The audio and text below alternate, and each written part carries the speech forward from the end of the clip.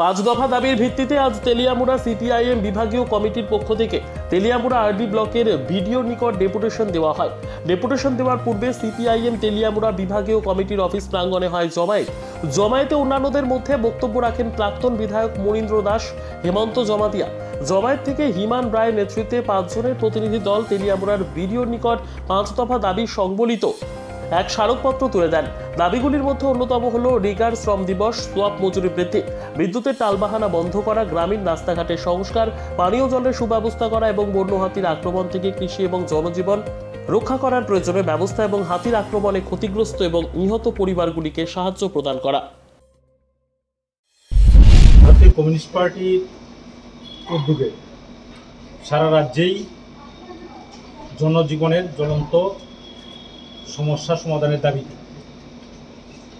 রাজ্য সরকারের সংশ্লিষ্ট দপ্তরগুলিতে আমরা গণ ডেপুটেশনে মিলিত হচ্ছি।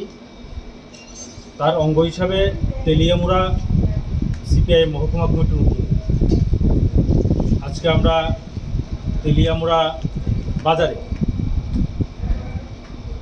সভা সংগঠিত করছি এবং এখন আমরা তেলিয়ামুড়া ব্লকের আধিকারিকের নিকট 5 জনের প্রতিনিধি দল জনস্বার্থ সংশ্লিষ্ট দাবি নিয়ে ওনার কাছে ডেপুটেশনে মিলিত হয়েছে।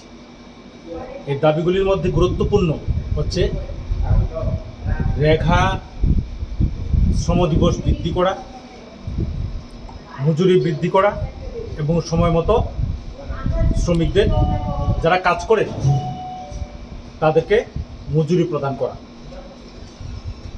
এটা নিয়মিত হচ্ছে না, রাজ্য সরকার নজর দিচ্ছেন না, তার জন্য আমাদের দাবি। পঞ্চায়েত এলাকার যে রাস্তাঘাটগুলি আছে, রাস্তাঘাটগুলি ভেঙে গেছে এবং খুব খারাপ অবস্থায় আছে। আগের যে রাস্তাঘাটগুলি ছিল যেগুলি দিয়ে গাড়ি ঢুকতে পারে সেখানে গাড়ি যাচ্ছে না। কৃষকরা ফসল নিয়ে উৎপন্ন পণ্য নিয়ে বাজারজাত করতে পারছেন না।